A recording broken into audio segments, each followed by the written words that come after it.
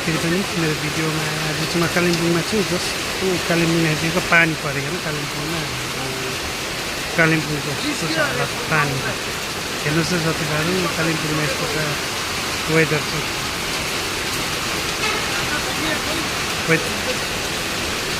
scooty servicing गर्न आएको अन्त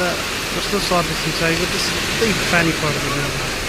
स्कुटी कुदार जस्तो टक्कै कालिम्पोङ बजार एन्ट्री गरेको पानी परेको झन् यहाँनिर अङ्कलको दोकानमा टक्कै बसिदिएको भन्न ओत लाग्ने जग्गा त पाएँ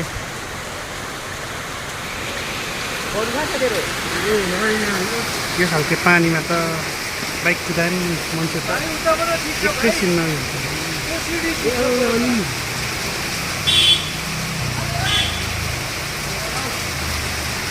बिजोग छ मान्छेहरूको हिँड्नु कालिम्पोङ बजारमा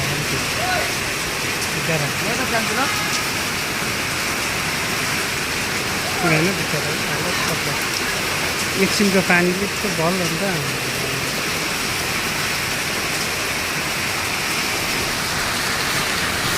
मस्तो चाहिँ कस्तो भोक लागेको लन्च खानु भनेको पानी परेर चुक भएन पानी रहेर त होला खानुपर्ने बिचरा अङ्कलमा पानी पराइ हालत पत्ला छ पानी पराइदिएको पानी